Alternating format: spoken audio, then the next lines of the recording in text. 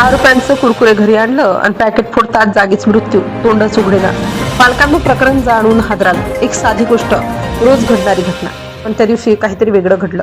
तो दिवस अगदी नेहमीसारखाच सुरू झाला होता. घरात सगळं सुरळीत होतं, वातावरण शांत होतं आणि एका छोट्या मुलाच्या चेहऱ्यावर नेहमीसारखीच निरागस आनंदाची झलक दिसत होती. पण त्या आनंदामागे दडलेलं संकट कुणालाच दिसलं नाही. दुपारचा वेळ होता, बाहेर ऊन होता आणि घरातल्या लोकांनी आपापली कामं सुरू ठेवली होती. मुलगा मात्र खेळण्यात रमला होता.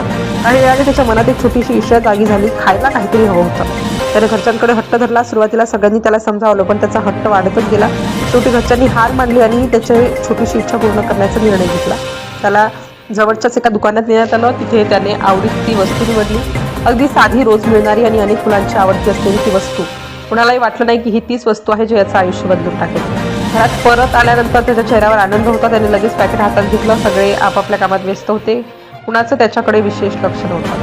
त्याने पॅकेट उघडलं. आत काय आहे हे पाहण्याची त्याची उत्सुकता वाढली होती. तो हसत होता, आनंदात होता आणि काही क्षणात सगळं बदलणार होतं हे कोणालाच कळलं नव्हतं. तो खायला लागला. सुरुवातीला सगळं ठीक होतं, पण अचानक त्याच्या चेहऱ्यावरचा आनंद बदलायला लागला. काहीतरी बिनसलं होतं. त्याचा चेहरा विचित्र झाला. त्याने अचानक खोकलायला सुरुवात केली.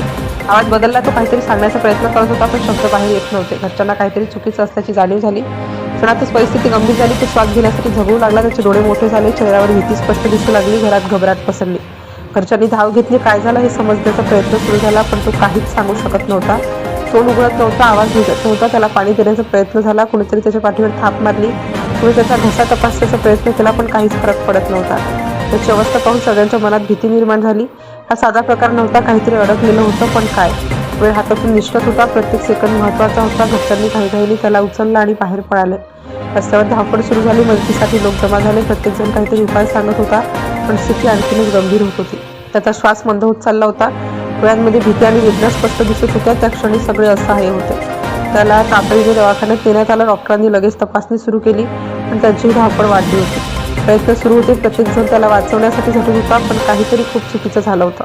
काही मिनिटातच डॉक्टरांचा चेहरा गंभीर झाला. वातावरण शांत झालं आणि एक वाईट बातमी बाहेर आली. ती ऐकून घरच्यांच्या पायाखालची जमीन सरकली. काही क्षणापूर्वी हसणारा मुलगा आता शांत झाला होता, कायमचा. सगळ्यांच्या मनात एकच प्रश्न होता, हे झालं तरी कसं? एका छोट्या गोष्टीतून एवढा मोठा अनर्थ कसा काय घडला? नंतर हळूहळू सत्य बाहेर येऊ लागलं. त्या पॅकेट्समध्ये काहीतरी वेगळं होतं, जे कुणाच्या लक्षात आलं नव्हतं. खाण्याच्या वस्तूंबरोबर एक छोटी वस्तू लपलेली होती, अगदी लहान प्लास्टिकची, आणि तीच संकटाचं कारण ठरली.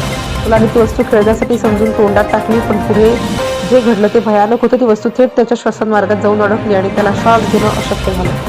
घरच्यांनी खूप प्रयत्न केले, पण वेळ निघून गेला होता.